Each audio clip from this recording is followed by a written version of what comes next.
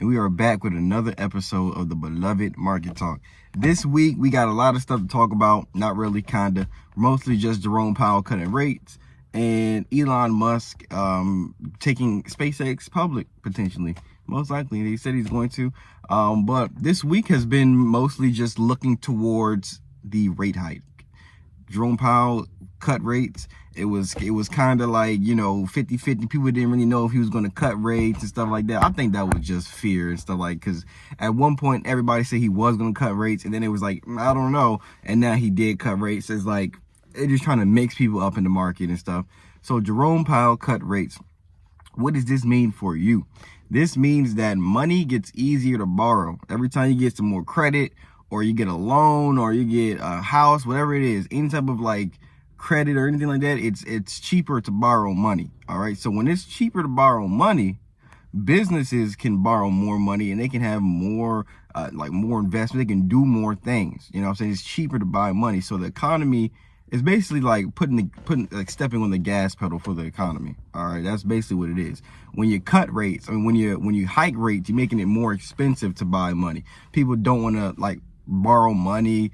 People are more tight with their money. You're kind of putting the brakes on the market. And they usually like cut hike rates when it's a lot of inflation, so they can bring that inflation down. That's why they've been hiking rates, or they were hiking rates for the longest, and then they started holding, and then they started cutting now because there was so much inflation. But I guess they got all that stuff down. I guess inflation's down. But the market, now that we got this rate hike, I mean, the market is set to just keep going in a upward trajectory. The only thing that can bring the market down is Trump. Okay. The only thing that can bring the market down at this point is Trump himself and his Twitter fingers. All right. But let's talk about some good news as well. Some other good news. I mean, Jerome Powell, and that was good news too. But the other good news is SpaceX going public. All right. Now, Elon Musk is a great CEO. All right. He knows what he's doing. He got Neuralink. He got SpaceX, Tesla, X or Twitter. Then he got Grok, XAI. He got a lot of stuff going on. All right. All of his companies are over $1 billion in valuation. He's not playing around.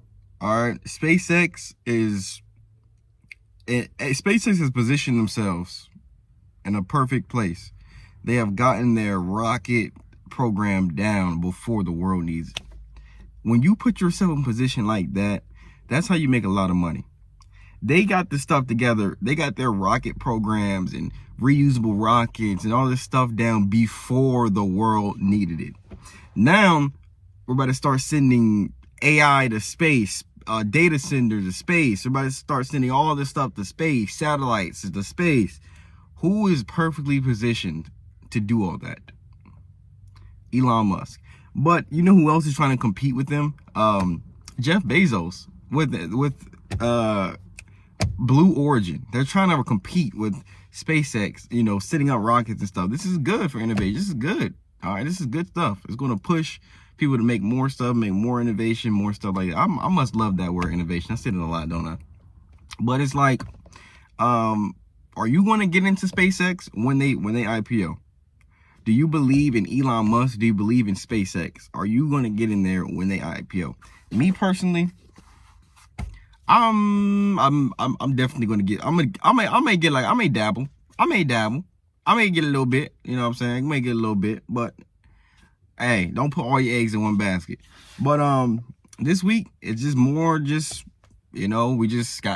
looking forward to the new year. People hopefully we get a little Santa Claus rally, and it looks like we might. I mean, this week has just been looking forward for the rate cuts, and Jerome Powell cutting rates. So now we're looking forward to, finishing the year strong. So that's gonna be it for this episode of Market Talk. Make sure you stay invested in the markets, stay locked in. Don't fizzle out on these last few weeks of the year. Make sure you finish the year strong. All right, finish the year strong and start 2026 with a bang. I'll see you on the next episode. Peace.